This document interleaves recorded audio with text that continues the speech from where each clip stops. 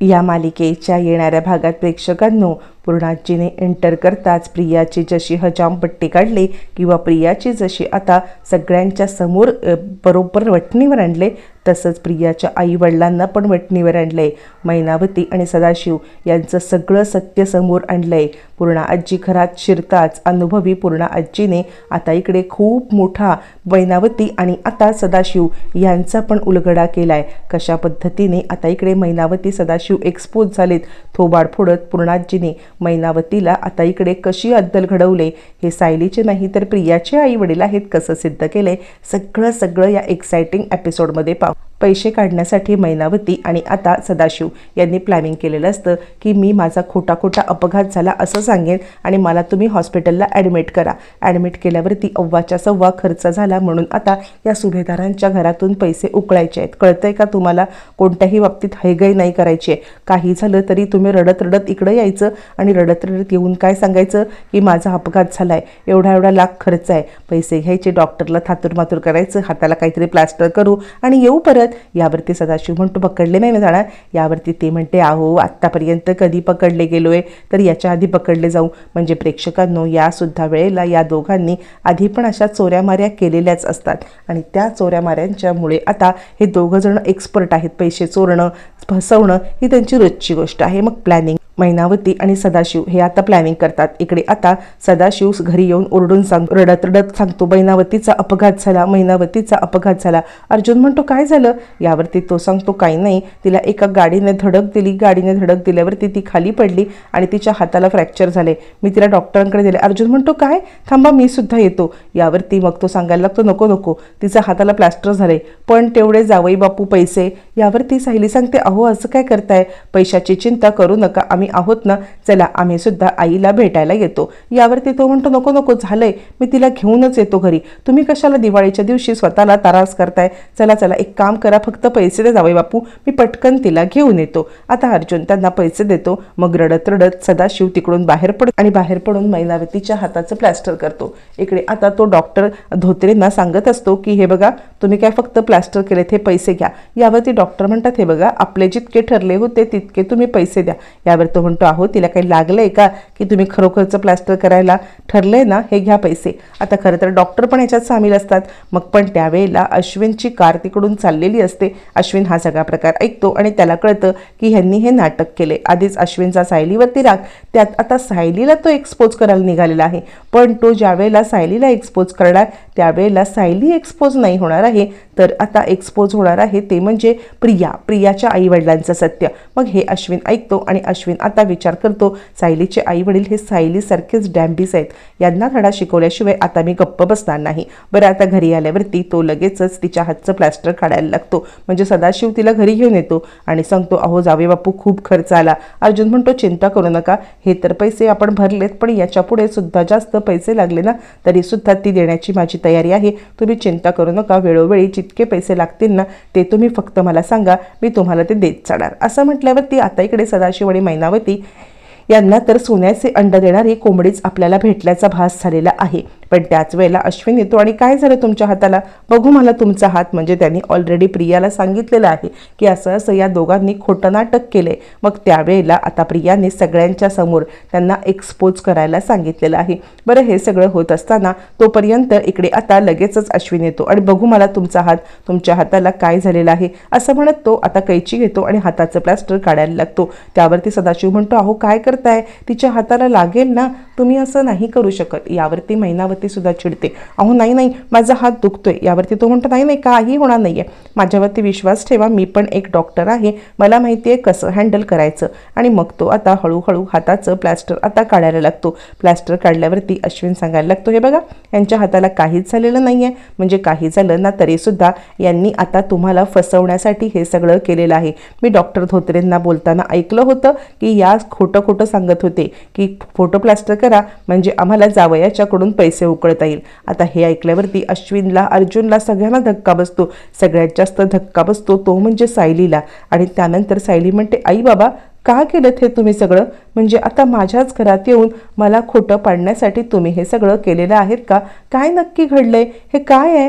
का असं बघलात? बाबा बोला, बाबा बोला. तुम्हाला जर का पैशाची गरज होती तर तुम्ही माझ्याकडे पैसे मागायचे होतेत ना. तुम्ही का माझ्याकडे पैसे मागितले नाही आहेत? असं म्हटल्यावरती ती आता हे सगळं बोलत असते. आता प्रियाला तेवढाच चान्स मिळतो. हे सगळे चोर आहेत, या चोरांना घराबाहेर काढण्यासाठी आता लगेच प्रिया त्यांचा हात आणि प्रिया सांगायला लागते काही नाही, हे ना हे सायलीचे आई वडील ना, हे सायलीसारखेच चोर निघणार आहेत. काही झालं तरी सुद्धा यांनी आता सायलीचाच वारसा पुढे चालवलाय. सायली पण अशीच आश्रमात असताना चोऱ्या माऱ्या करायची. आता मुळातच सायलीबद्दल ही इतकं बोलते, पण कुणीच काही बोलू शकत नसतं, कारण मैनावती आणि सदाशिव यांनी केलेली गोष्टच खूप मोठी असते. या दोघांनी प्रेक्षकांनो जे काही आता खोटं काम केले त्यानंतर कुणाची बाजू घ्यायची, काय बाजू घ्यायची हे काही कळत नसल्या कारणाने जो तो गप्प असतो आणि प्रिया त्यांचा हात तर ते फरफटत त्यांना बाहेर काढते आणि ती सांगते आता हे ड्रामा करायची काहीच गरज नाहीये, या घरामध्ये राहायला यायचं नाहीये. आज आता इकडे अशी चोरी केलीत, उद्या जर का घर फोडीचं काम केलं तर ते काही नाहीये. या घरात तुम्हाला थारा नाही, आत्ताच्या आत्ता चालते व्हा बरं इथून. असं म्हणत प्रियाने आता ह्या दोघांची हक्कलपट्टी केल्यावरती तिकडे पूर्णाजी आलेली आहे. पूर्णाजी हा सगळा प्रकार बघते, प्रियाचं थोबाड फोडते आणि प्रियाचं थोबाड फोडून ती सांगते की या घरात तुझी मनमानी चालणार नाही. असं म्हणत पूर्णाजी घरात आता पूर्णाजी घरात आल्यावरती ती अश्विनला सांगायला लागते, बघितलंस काय तुझ्या बायकोचे धंदे आहेत ते? म्हणजे आता हे सगळं तिने का केलंय? अश्विन म्हणतो पूर्णाजी तुला आता माझ्या बायकोचं सगळं दिसतंय, पण या लोकांनी काय केलं ते दिसत नाहीये. पूर्णाजी म्हणते काय केलं तरी काय? यावरती मग आता हे दोघं जण मान खाली घालून आहेत. त्यावेळेला अश्विन सांगतो, खरं सांगू का तर या लोकांनी आता इकडे म्हणजे आपल्याच घरामध्ये हे काम करण्याचं केलेलं आहे. मुळातच यांनी चोरी पण केली. पूर्णाजी म्हणते काय? यावरती अश्विन आणि प्रिया सांगायला लागतात, हो पूर्णाजी तुला माहिती नाहीये, या दोघांनी आता इकडे सायलीच्या खोलीतले पैसे पण चोरलेत.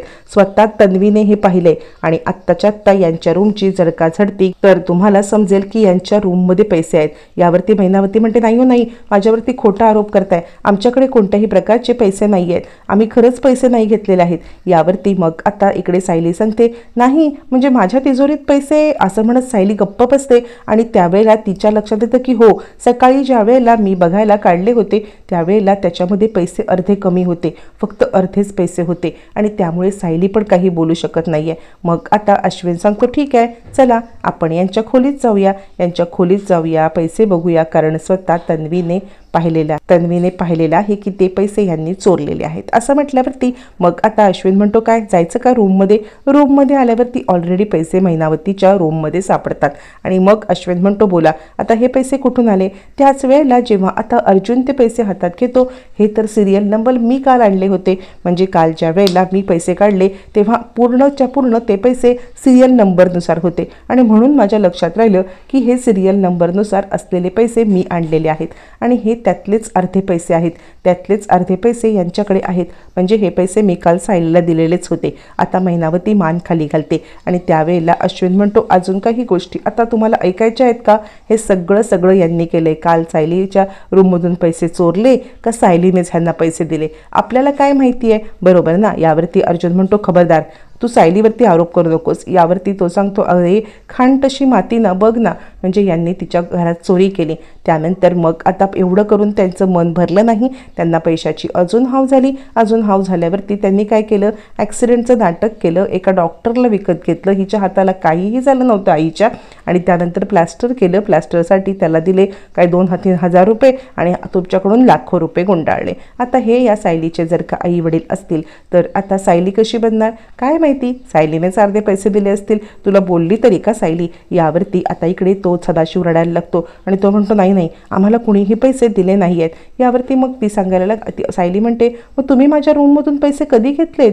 आता इकडे अर्जुनला आठवतं की ज्या वेळेला सायलीच्या रूम म्हणजे सायली बाहेर पडलेली असते, तिला खाली सदाशिवने बोलवलेलं असतं आणि त्याच वेळेला अर्जुन जेव्हा रूमच्या आतमध्ये एंटर करतो तेव्हा त्याने पाहिलेलं असतं की मैनावती तिथे बसलेली आहे आणि तो म्हणतो बाबा बोला ना, तुम्हाला काही गोष्टींसाठी आवश्यकता होती का पैशांची? तुम्हाला काही गरज होती का पैशांची? तुम्ही माझ्याकडे मागितल्या मागितले असते तर मी दिले असते असं म्हटलं. आता पूर्णाची खूपच चिडते आणि पूर्णाची सांगते, खरं तर सायलीला आम्ही इतके दिवस सगळे ओळखतोय. सायली तुमची मुलगी आहे याच्यावरती माझा विश्वास बसतच नाहीये. त्यावरती ती म्हणते, ओ तुम्ही काय बोलताय, ती माझीच मुलगी आहे आणि तुम्ही आता आम्हाला काय या घरातून बाहेर काढायला निघालात का. यावरती पूर्णाची तिचं थोबाड पुढं सांगते, 1 मिनिट, म्हणजे मला तर आता खरंच संशय वाटायला लागलेला आहे की तुम्ही सायलीचे आई वडील आहात. सायली या घरात आल्या दिवसापासून मी तिला पाहती आहे. सायलीने कधीही कोणत्याही गोष्टीसाठी हाव तर सोडा, पण तिला दिलेली गोष्टसुद्धा तिला कधी हवीशी किंवा त्या गोष्टीचं तिला अप्रूप वाटलं नाही.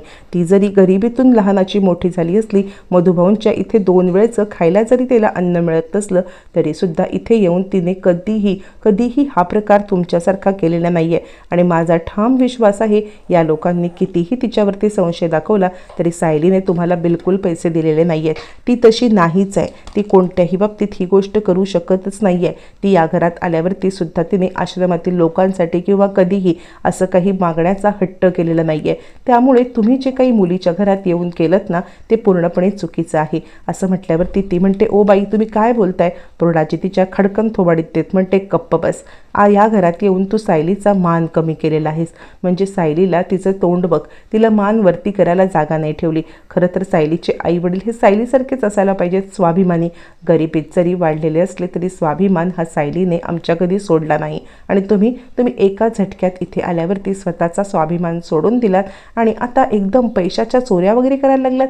नाही, तुम्ही आमच्या सायलीचे आई वडील असूच शकत नाही. यावरती सदाशिव गयावया करायला लागतो, नाही हो ताई, आमच्यावरती खूप कर्ज झालं होतं आणि त्यामुळे आम्ही असा विचार केला, जर आमच्या जावयाला कळलं की आमच्यावरती कर्ज आहे तर त्याला लाज वाटेल. जावई इतका मोठा आणि सासऱ्याच्या जीवावरती कर्ज काढलेलं आहे. सासऱ्याच्या जीवावरती कर्ज काढून जर ती माणसं तुमच्या घरात आली असती कर्ज मागायला तर आम्हालाच वाईट वाटलं असतं आणि तुमचं बदनामी झाली असती. म्हणून आम्ही हे सगळं केलं. जावयाकडे पैसे न मागणं इतके आम्ही स्वाभिमानी आहोत म्हणूनच आम्ही हे सगळं केलं. त्यावरती पूर्णाजी म्हणते, नाही, सायलीचे आई वडील तुम्ही असूच शकत नाही. अर्जुन म्हणतो, अगं पूर्णाजी, मी न सगळी शहानिशा केली. म्हणजे मुळातच मी आता त्यांच्या घरात तिचा फोटो पाहिला आणि सायलीच्या गाठोड्यात तो फोटो पाहिला आणि म्हणूनच मी त्यांना घरात आणलं.